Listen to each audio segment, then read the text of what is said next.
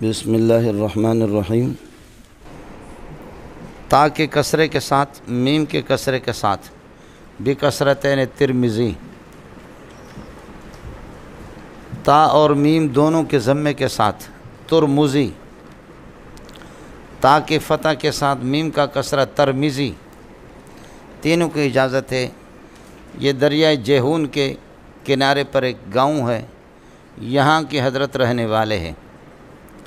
ترمذی، ترمذی، ترمذی، ترمذی، ترمذی، ترمذی۔ دریا جیہون کے قریب ہی اور دریا کے پیچھے جتنے لوگ رہنے والے ہیں جو علماء، اس وجہ سے ان کو علماء ما وراء النہر کہتے ہیں، علماء ما وراء النہر۔ جیہون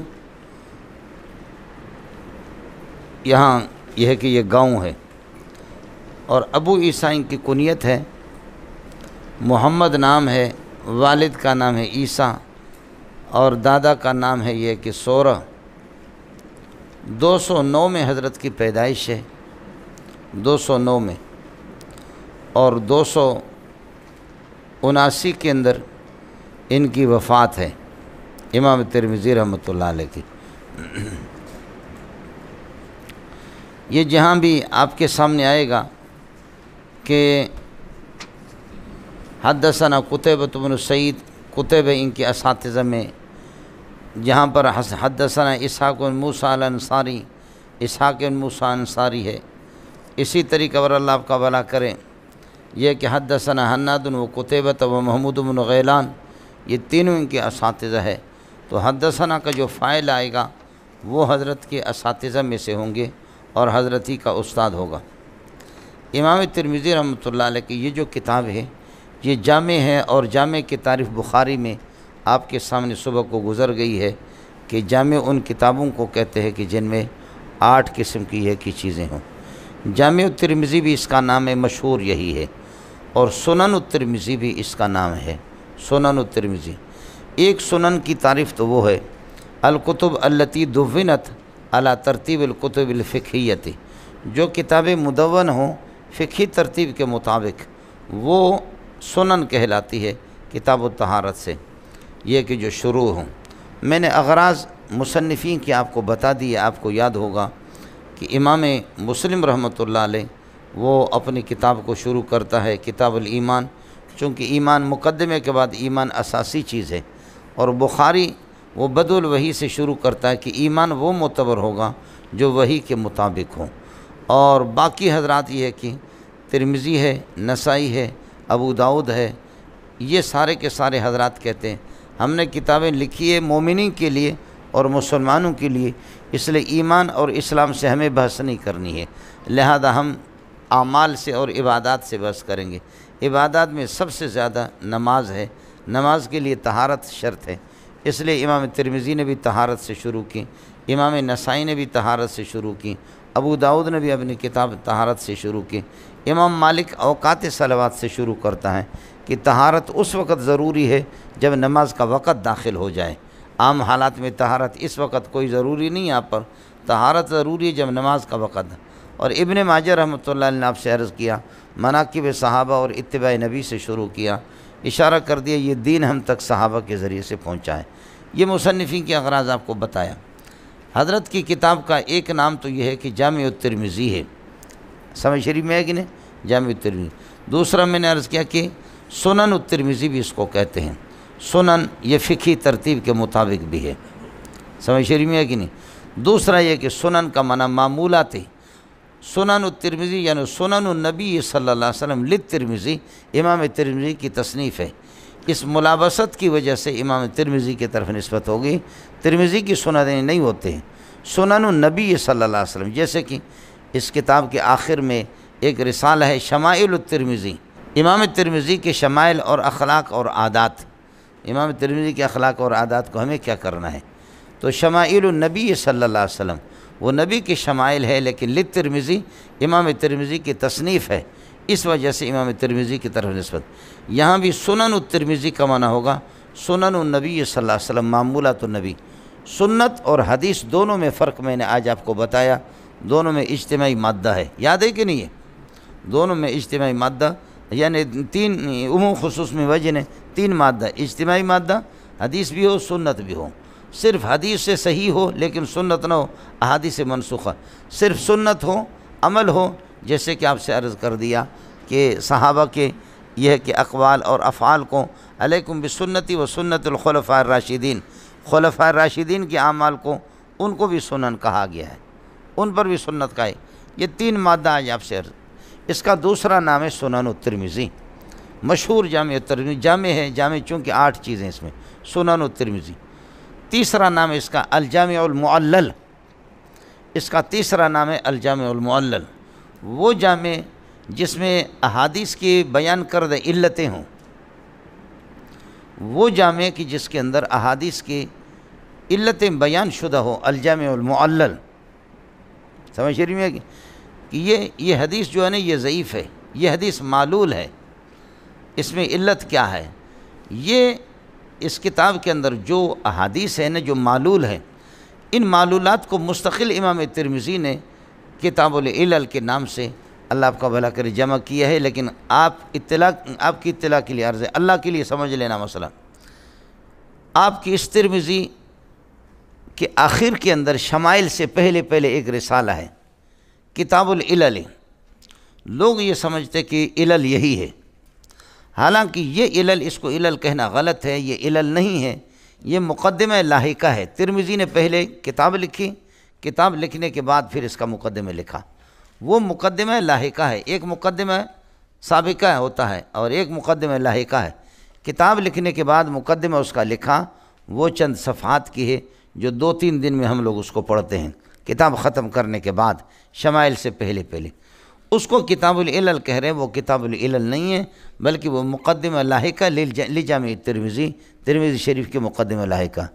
اصل جو حضرت کی کتاب ہے کتاب العلل، وہ دنیا کے اندر اس وقت ناپید ہے اور نایاب ہے، بتاتے کہ اس کا نسخہ ترکیہ کے اندر ہے۔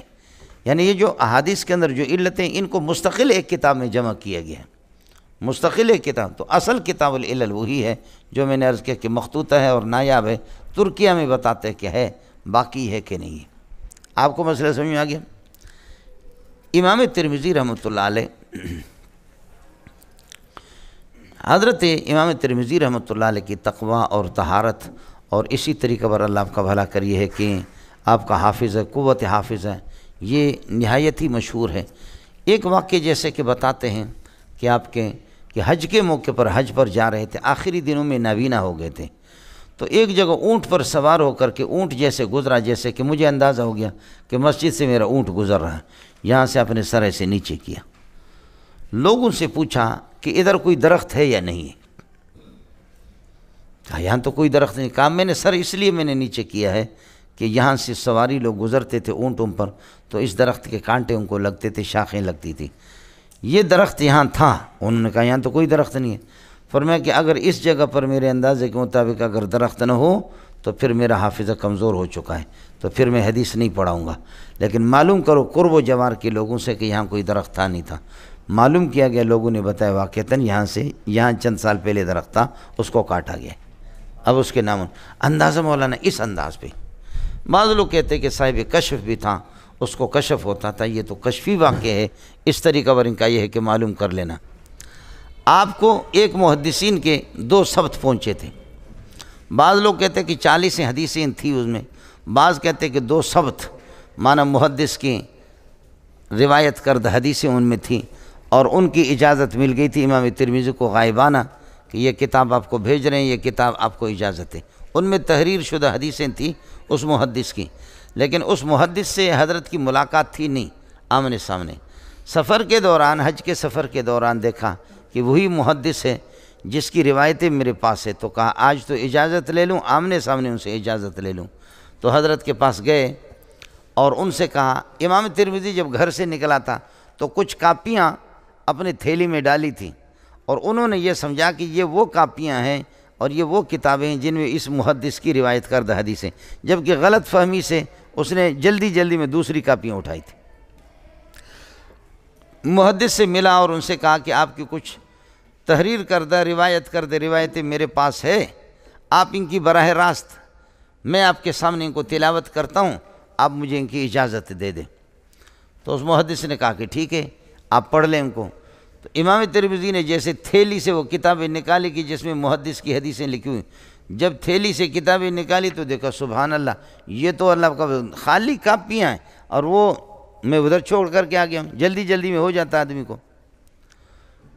تو یہ دیکھا اب محدث کو بتا تو نہیں سکتا، تو محدث نے کہا کہ پڑھ لو، وہ ادھر بیٹھے ہوئے، اس نے ادھر پڑھنا شروع کیا، پڑھتے پڑھتے پڑھتے ان کی ساری روایتیں۔ تو اس محدث کی نگاہ پڑ گئی کہ یہ تو خالی کاپی ہے۔ کہا کہ میری روایتیں کہاں لکھی ہوئی، یہ تو خالی کاپی ہے۔ کہا کہ جی مجھ سے غلطی ہو گئی، میں آپ کی جو تحریر کردہ وہ تو وہاں چھوڑ کر کے آیا ہوں، اور ابھی شرم کے مارے چونکہ میں نے آپ سے بتایا روایتیں مجھے یاد ہیں۔ اس نے کہا ایسے کیسے یاد ہو سکتے؟ اس نے کہا سن لے، سمجھے؟ وہ سارے انہوں نے سنا لیا۔ فرمایا کہ ہو سکتا ہے کہ یہ آپ کو پہلے سے آپ نے یاد کی ہو، کچھ فرمایا اور حدیثیں سنا، اس نے اور سنائی، اس نے لفظ بلفظ سنایا۔ تو انہوں نے کہا کہ واقعتاً آپ کی یادداشت اور حافظہ کو سلام۔ یہ ان کی یادداشت اور ذکاوت کا اللہ آپ کا بھلا کرے مسئلہ ہے۔ امام بخاری رحمۃ اللہ علیہ سے 114 مقامات پر یہ تعارف روات نقل کرتا ہے۔ ان کے اساتذہ میں امام بخاری بھی ہے، امام مسلم بھی ان کے اساتذہ میں ہے، امام ابو داؤد بھی ان کے اساتذہ میں ہے۔ امام بخاری نے پھر اپنے اس شاگرد سے کچھ روایتیں بھی لی ہیں۔ امام بخاری رحمۃ اللہ علیہ نے امام ترمذی سے بھی کچھ روایتیں لی ہے، سمجھ رہی میں ہے کہ نہیں؟ لیکن امام بخاری ان کے شاگرد ہیں۔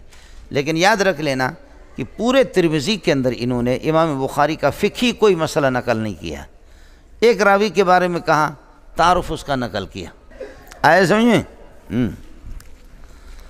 امام بخاری سے 114 مقامات، پاکستان چونکہ 14 اگست کو بنا ہے، اتنا تو آپ کو یاد رہے گا، 114 مقامات پر انہوں نے امام بخاری سے روات کا تعارف اور راوی کا نام یہ چیزیں نقل کی، فقہی مسئلے ان کا کوئی نقل نہیں کیا۔ امام بخاری رحمۃ اللہ علیہ خود ان کو فرماتے تھے من تفعت بی من تفعت بک، بولو من تفعت بی یعنی ما انتفعت بی ما انتفعت بک، آپ نے مجھ سے اتنا فائدہ حاصل نہیں کیا، آپ شاگرد ہو کر کے آپ نے مجھ سے اتنا فائدہ حاصل نہیں کیا کہ جتنا فائدہ میں نے استاد نے آپ سے حاصل کیا۔ یہ شاگرد کا ہوتا ہے۔ میں 20-30 سال سے پڑھا رہا ہوں، جامع فاروقیہ میں 2 طالب علم آ گئے تو مجھے ان سے بڑا فائدہ ملا۔ جہاں 100-150 لڑکے ہوتے تھے چھوٹے درجات میں، سادسہ میں توضیح، تلوی، شرح، قائد، میبزی وغیرہ، یہ چیزیں میرے پاس ہوا کرتی تھیں۔ لیکن یہ کہ 2 طالب علم تھے جو ان سے میرے بہت اچھے تعلق۔ بعض طالب علم تو کہیں سے کوئی بات دیکھ لی، بس وہ اشکال کر لیا، استاد کو آزماتے، وہ ایک مرچ سی ہوتی ہے، وہ ایک الگ سلسلہ۔ لیکن بعض طالب علم واقعتاً کتاب کو سمجھنے کے لیے اللہ کے لیے کتاب حل کرتے ہیں، تو واقعتاً اللہ والے لوگ تھے۔ 2 طالب علم سینکڑوں دیکھے، لیکن وہ دو میں نے جامع فاروقی میں دیکھا اور 2 ادھر میں نے دیکھا، سمجھے؟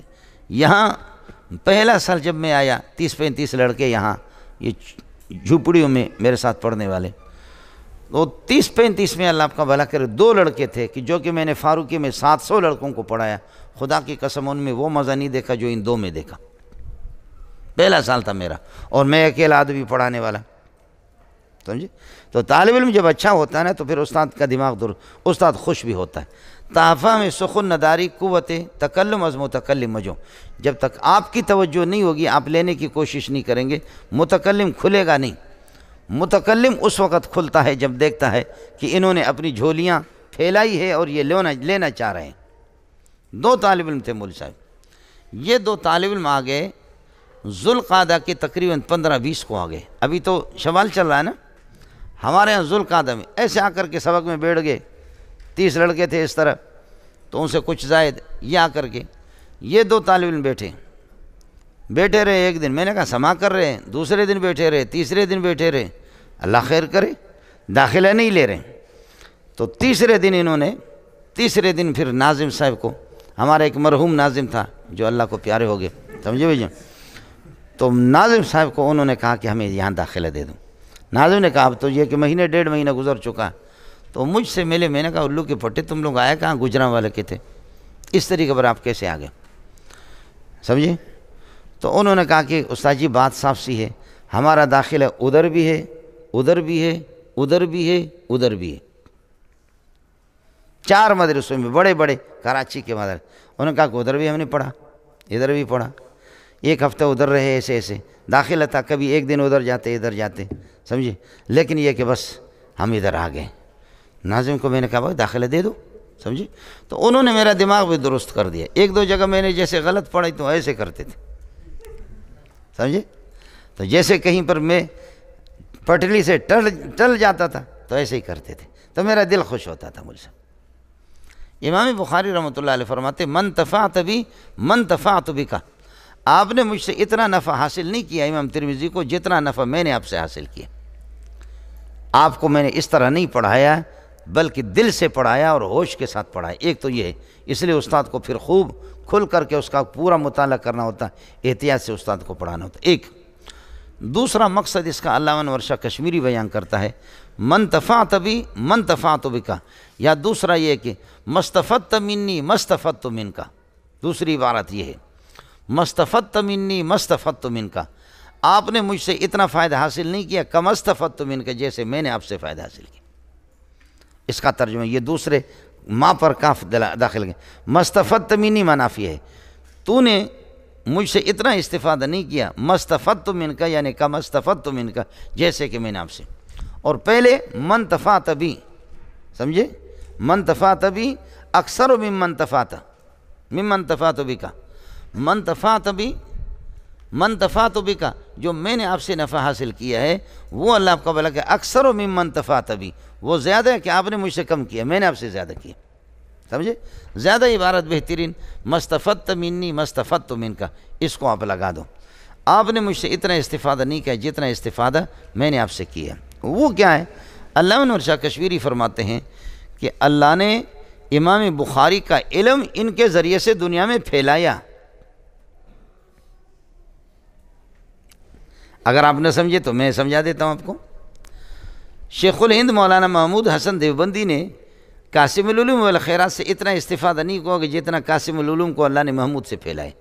محمد قاسم نانوتوی منطق اس کو کوئی سمجھتا ہی نہیں تھا مولوی صاحب. اس کی زبان وہ فلسفی اور وہ منطقی تھی، لیکن اللہ پاک نے شیخ الہند کو ان کا علم دیا قاسم العلوم کا. تو اس وجہ سے دنیا کے اندر اس وقت جتنے بھی شیخ الحدیث ہیں نا، یہ ہم لوگ جو بیٹھے ہوئے ہیں، یہ سارے محمد قاسم نانوتوی کا علم ہے، لیکن محمد قاسمی نے اس کو حلوہ نہیں بنایا، اس کو حلوہ بنایا شیخ الہند نے. بات کو سمجھ کر کے پیش کرنے کا ڈھنگ ہوتا ہے، سمجھے. اس لیے اب سمجھو، جملہ سمجھو. کہتے ہیں علوم قاسمیہ کو اللہ نے میزاب محمودی سے پھیلایا. بولو، علوم قاسمیہ کو اللہ پاک نے میزاب محمودی سے دنیا کے اندر پھیلایا. یہ میزاب محمودی ہے، سمجھ رہی ہیں کہ نہیں؟ یہ ہے جی، اس طرح ہوتا ہے. تو مستفدت منی مستفدت منک، جتنا آپ نے مجھ سے استفادہ نہیں کیا جتنا میں نے کیا. اس کا معنی یہی ہے میرے علم کو اللہ آپ کے ذریعے سے دنیا کے اندر پھیلائیں گے. سمجھتا ہے؟ شاگرد کو امام ابو حنیفہ کا یہی ہو گیا، سمجھے. اللہ نے شاگرد جب اچھے ملتے ہیں نا، امام ابو حنیفہ کو اللہ نے بہترین شاگرد دی. محمد بن حسن الشیبانی، امام ابو یوسف، حسن ابن زیاد اور اللہ کا امام ظفر، یہ لوگ غضب کے شاگرد تھے مولوی صاحب. نہیں ہوتا. 114 مقامات میں نے عرض کیا کہ امام بخاری رحمۃ اللہ علیہ سے اس نے یہ کہ تعارف وغیرہ یہ چیزیں نقل کی ہیں. اڑے کچھ پہلے پڑھا. اس کے بعد سمجھو مولانا، یہاں تک ہو گیا. یہاں چھوٹی سی بات ہے کہ امام ترمذی رحمۃ اللہ علیہ کی کنیت قال ابو عیسیٰ اس کتاب میں آئے گا. کسی حدیث کے حکم کو بیان کرتا ہے، کبھی کسی راوی کا تعارف کرتا ہے تو قال ابو عیسیٰ کہتا ہے. تو عیسیٰ کا تو کوئی باب نہیں ہے، اس کا نام ہے محمد ابن عیسیٰ، سمجھے. اور ابن موسیٰ الصورہ الترمذی، جیسے کہ آپ کو بتا دیں وہ لکھا ہوا. ابو عیسیٰ یہ کیوں کنیت؟ ابو عیسیٰ کیسے تو یہ وہم ہوتا ہے کہ عیسیٰ کا باپ، عیسیٰ تو بغیر باپ کے پیدا ہوا. اس نبی کا احترام کرتے ہوئے جو بغیر باپ کے پیدا ہو گیا، وَأُمُّهُ ابن مریم، اس کی ماں آپ کو تو ابن مریم کہتے ہیں، سمجھے بھائی. تو آپ ابو عیسیٰ کیسے بن گئے؟ اس کنیت سے منع کیا گیا. جواب یہ ہے مولانا کہ ممانعت ہے تحریم کے لیے نہیں، ممانعت تنزیہ کے لیے، کراہیت تنزیہ اور اجازت ہے. الکراہیت و تنزیہیت لا تنافی الجواز، وہ جواز کے منافی نہیں ہے ایک۔ دوسرا جواب یہ ہے کہ ممانعت تھی پھر اس کی اجازت ہے، اب اجازت ہے اس کی۔ بعض روایت میں ممانعت بھی ہے لیکن اجازت مل گئی۔ جیسے کہ یثرب پہلے مدینہ کو کہتے تھے، بعد میں پھر ممانعت آ گئی۔ یہاں یہ ہے کہ پہلے ممانعت تھی، ابھی اجازت مل گئی۔ تیسرا یہ ہے کہ ابو عیسیٰ آپ نے اپنی کنیت مقرر نہیں کی، لوگ بتاتے ہیں اس کو، لوگوں نے، اس میں حضرت کا کیا قصور ہے؟ سمجھتا ہے؟ اب اس کے بعد مسئلہ ہے امام ترمذی رحمۃ اللہ علیہ کی جامع الترمذی، سنن الترمذی، الجامع المعلل، 3 نام میں نے آپ کو بتا دی۔ اس کتاب کی خصوصیت یعنی المیزات التی یمتاز بہا الترمذی، جن سے جامع الترمذی ممتاز ہے باقی کتابوں سے، ان کی خصوصیات کیا ہے؟ پہلی خصوصیت مولانا، پہلی خصوصیت یہ ہے کہ انہو جامع، کہ یہ جامع ہے، اور جامع وہ کتابیں ہوتی ہے کہ جن کے اندر 8 مضامین ہو، سیر و آداب و تفسیر و عقائد، فتن و اشراط و احکام و مناقب، جو بخاری میں آپ کے سامنے گزر چکا۔ ایک۔ دوسرا یہ ہے کہ حسن و ترتیب ہے، یہ احسن و ترتیب من الکتب الاخرى، باقی کتابوں کے مقابلے اس کی ترتیب بڑی عمدہ ہے۔ تیسرا ہے بخاری کے اندر جس طرح باقی کتابوں میں مقررات تکرار سے روایتیں ہوتی ہیں، یہ اس میں عدم التکرار، تکرار اس میں نہیں ہے، تکرار اس میں کم ہے۔ سمجھتا ہے؟ چوتھا یہ ہے کہ بیان المذاہب الفقہیہ، مذاہب فقہیہ کا بیان حضرت فرماتے ہیں۔ چنانچہ ہندوستان کے اندر مسئلہ یہی تھا کہ جو ترمذی پڑھاتے تھے وہی شیخ الحدیث ہوتا تھا، ترمذی پڑھانے کے بعد پھر بخاری پڑھاتے تھے۔ جس طرح اس عمدہ ترتیب اس کی، اور فقہا کے مستدلات کو، مذاہب کو بیان کرنے کے بعد جس انداز میں یہ بیان کرتا بخاری نہیں کرتا، اس لیے کہتے ہیں من کان فی بیتہ ھذا الکتاب فکانما نبی یتکلم فی بیتہ، جس کے گھر میں ترمذی رکھی ہوئے تو سمجھو ایک نبی اس کے گھر میں موجود ہے۔ من کان فی بیتہ ھذا الکتاب فکانما نبی یتکلم فی بیتہ، گویا کہ ایک نبی اس کے گھر میں گفتگو کر رہا۔ تو چوتھی بات میں نے آپ سے عرض کر دیا، عدم التکرار نہیں، بیان المذاہب الفقہیہ، مذاہب فقہیہ کا بیان ہے۔ اب سمجھ لیں 24 مجتہدین کا یہ نام لے گا، 24 مجتہدین پورے سال کے در، کبھی یہ کہ شافعی، ایک میں امام مالک، احمد بن حنبل، اس طریقے پر سفیان ثوری، سفیان بن عیینہ، سمجھے، اہل کوفہ، فلان فلان فلان، ہو گیا ملنگو؟ 24 مجتہدین کا یہ نام لیتا ہے، ہر مسئلے میں یہ نقل کرتا ہے یہ فلان امام کا مذہب ہے۔ ان کے ہاں کوئی بھی ایسی حدیث نہیں ہے جو کسی کے ہاں معمول بھی نہ ہو، پوری کتاب میں کوئی ایسی، صرف 2 حدیثیں ہیں، وہاں پہنچ کر کے انشاءاللہ ہم آپ سے عرض کریں گے۔ پوری کتاب میں کوئی حدیث ایسی نہیں ہے کہ جس پر عمل نہ ہو امت کا، ہر حدیث پر کسی نہ کسی کا امام ہے، عمل ہے، کسی پر حنفیہ کا، کسی پر شافعیہ کا، کسی کے مالکیہ کا، کسی کے حنابلہ کا، کسی اور امام کا۔ تو کوئی حدیث متروک العمل نہیں ہے، صرف 2 حدیثیں متروک العمل ہے۔ انشاءاللہ اس پر ہماری بحث ہوگی جب ہم وہاں پہنچیں گے۔ حنفیہ کو اللہ جزا خیر دے، حنفیہ نے ان 2 حدیثوں کو بھی ترک نہیں کیا ہے، حنفیہ ان پر بھی عمل کرتے۔ چوتھی بات میں نے عرض کیا کہ بیان المذاہب مذاہب الفقہا، فقہا چونکہ 24 ہے تو مذاہب اربعہ آپ نہیں کہہ سکتے، 24 کو انہوں نے بیان کر دیا۔ آیا مسئلہ سے؟ 5ویں بات یہ ہے مولانا، 5ویں خصوصیت ہے بیان حکم الحدیث، بیان حکم الحدیث، ھذا حدیث حسن، ھذا حدیث صحیح، ھذا حدیث غریب۔ کوئی بھی محدث آپ کی سیاست میں سے اس طرح کسی حدیث کے حکم کو بیان نہیں کرتا، سمجھ شریف میں ہے کہ نہیں؟ یبین احکام الحدیث، حدیث کے محدثین میں یعنی حدیثی لحاظ سے اس کے حکم کو بیان کرتا ہے، یہ حسن درجے کا ہے، یہ صحیح درجے کا ہے، یہ غریب ہے، یہ کیا ہے، یہ حسن، صحیح، غریب، یہ ساری 2-3 سال پہلے گزر چکے آپ کے سامنے۔ تو احکام محدثین کے ہاں جو ان کے احکام مراتب ہوتے ہیں اس کو یہ بیان کرتے ہیں، سمجھ شریف میں ہے کہ؟ 6ٹھی بات یہ ہے تخریج الاحادیث التي لم يخرجها المحدثون الاخرون، تخریج الاحادیث التي لم يخرجها المحدثون الاخرون، ان احادیث کی تخریج کرتا ہے کہ جن کو اللہ آپ کا بھلا کرے باقی محدثی نقل نہیں کرتے، اس قسم کی احادیث کی بھی تخریج کرتا ہے، باقی محدثین ان کی تخریج نہیں کرتے۔ اس طرح بہت سے آپ کے سامنے آئے گا۔ ساتواں مسئلہ ہے مولانا، ساتواں مسئلہ ہے، ایک دو حدیثیں باب کے اندر نقل کرتا ہے، باقی اس باب سے متعلق ان کی دانست میں جتنی بھی روایتیں ہوتی ہیں اس باب سے متعلق، جیسے وضو ہے، بغیر وضو کی نماز درست نہیں ہے، سمجھے، وضو کی فضیلت ہے، تو اس کے متعلق جتنی بھی روایتیں ان کی طرف اشارہ کرتا ہے۔ وفی الباب عن فلان عن فلان عن فلان عن فلان، سمجھ رہی میں، وفی الباب عن فلان عن فلان، بس وہ اشارہ کر رہا ہے، اس صحابی سے بھی روایت ہے، اس سے روایت کو نقل نہیں کرتا، بس کہتا ہے کہ اس سلسلے میں ترجمۃ الباب جو آپ کے سامنے گزرا ہے اس میں فلانے صحابی سے روایت ہے، فلانے سے ہے، فلانے سے۔ اللہ کے لیے کچھ پڑھا مولانا، وفی الباب عن فلان سے اشارہ کرتا ہے، اس لیے اس وفی الباب عن فلان پر لوگوں نے مستقل کتابیں لکھی ہیں۔ حافظ بن حجر کی کتاب ہے، اللہ آپ کا بھلا کریے، کہ اللباب فی مستخرجہ الامام فی الباب، بولو، اللباب فی مستخرجہ الامام فی الباب، لباب کے نام سے بہت سی کتابیں، خیال کر لینا۔ اللباب فی الکتاب قدوری کی شرح ہے، اللباب فی الانساب سمعانی کی ہے، سمجھ رہی ہیں کہ نہیں، اور اللباب فی الجمع بین السنت والکتاب امام منبجی کی ہے، وہ الگ ہے۔ اللباب فی علوم الکتاب 20 جلدوں میں ابن عادل حنبلی کی ہے، میں اس کا نام آپ کو بتا رہا ہوں، اللباب فی مستخرج الامام فی الباب۔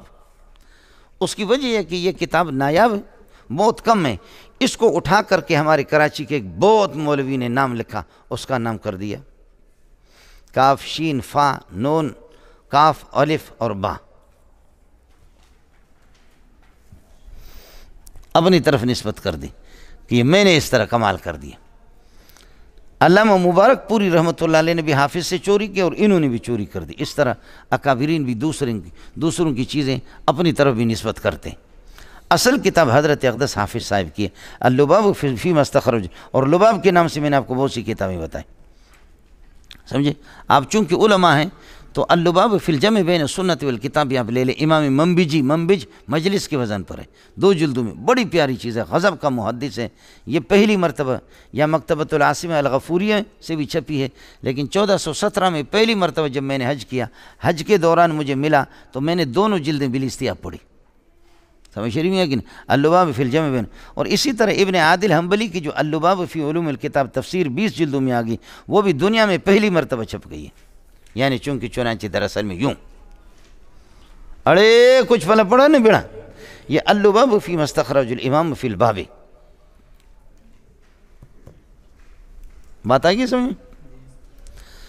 میں نے عرض کیا کہ وفی الباب سے آپ اس باب سے متعلق جتنی بھی روایتیں ہوتی ہیں ان کی طرف اشارہ کر، لیکن حصر وہ نہیں کر سکتا، ایک انسان کیا حصر کرے گا؟ حضرت کے علم میں جو حدیثیں ہوتی ہے، ابو ہریرہ سے ہے، فلاں صحابی سے ہے، انس سے وہ گنواتا ہے، لیکن پھر بھی حصر اس کا وہ ٹھیک نہیں بیٹھتا، حصر نہیں ہوتا، بہت سی روایتیں ان سے چھوٹتی بھی ہے۔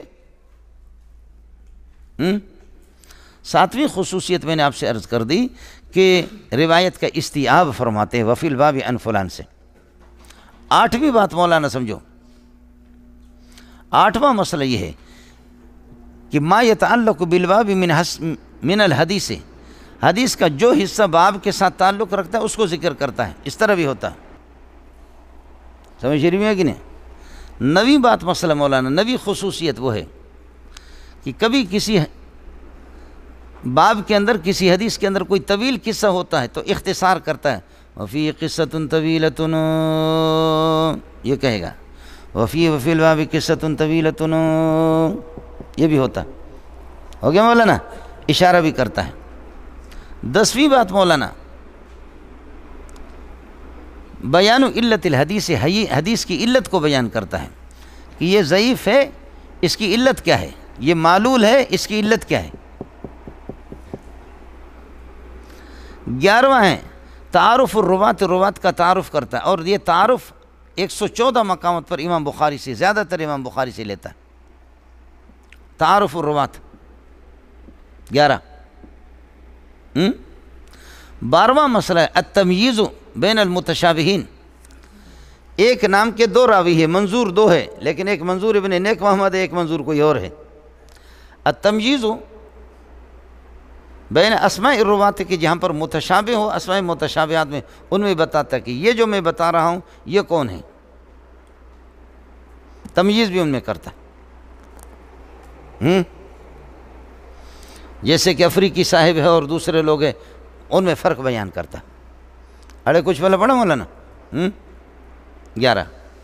12واں مسئلہ یہ ہے کہ کبھی باب نقل کرتا ہے، بابن بلا ترجمۃ، باب، اب کون سا باب ہے؟ ترجمۃ الباب اس میں نہیں لگاتا، صرف لفظ باب لگایا۔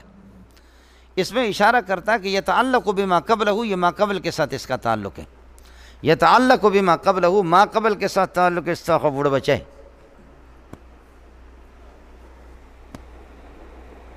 سمجھ رہی میں ہے کہ نہیں؟ یہاں کوئی ترجمۃ الباب نہیں ہے، بس باب لگایا تو گویا کہ کأنہ تتمۃ لما قبلہ، یہ ما قبل کے لیے تتمہ ہے، یتعلق بما قبلہ، ما قبل کے ساتھ تعلق ہے۔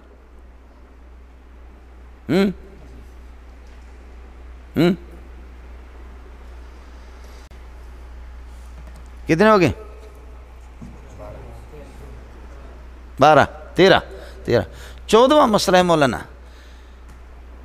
فقہائے اہل حجاز اور پھر یہ کہ اللہ اکبر غیر اہل حجاز، بسا اوقات اس طرح یہ ہے کہ باب قائم کرتا ہے، ایک باب ایک گروپ فقہاء کے لیے، پھر اس کے بعد دوسرے اس کے بالمقابل۔ فقہائے اہل حجاز ایک باب انہی کا، اور دوسرا غیر اہل حجاز۔ 15واں مسئلہ ہے مولانا، 15واں مسئلہ کسی مسئلے کو بیان کرتا ہے، ایک باب پہلے والا منسوخ، دوسرا والا باب اس کے لیے ناسخ، ناسخ منسوخ کو بھی بیان کرتا ہے، ناسخ اور منسوخ کو بھی بیان کرتا ہے۔ کبھی ایک باب کے اندر وفی الباب کو 2 مرتبہ لاتا ہے، اب ہو گیا نا، باب کو نقل کر دیا، پھر کہا وفی الباب ان فلان ان فلان ان فلان ان فلان فلان فلان، ہو گیا، پھر اسی باب کے اندر پھر واپس کہتا ہے وفی الباب، بس آپ نے بتایا وفی الباب ان فلان ان فلان ان فلان 9 صحابہ سے، پھر واپس کہتا ہے وفی الباب ان فلان، سمجھے؟ وہ بتاتا کہ جو حدیث صراحتاً مذکور ہے یہ اس کی تائید اور بھی نقل کر رہا۔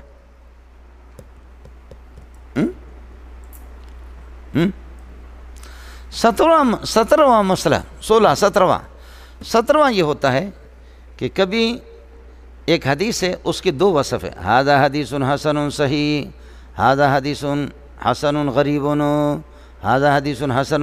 اب ایک حدیث کے لیے حسن بھی آ گیا، صحیح آ گیا، اب حسن اور صحیح 2 وصف نقل کر دیں۔ حسن اور صحیح میں آپ کو بتا چکا ہوں 2-3 سال پہلے، سمجھ رہی ہیں؟ ایک حدیث کے 2 وصف بیان کر دیا، حسن اور صحیح۔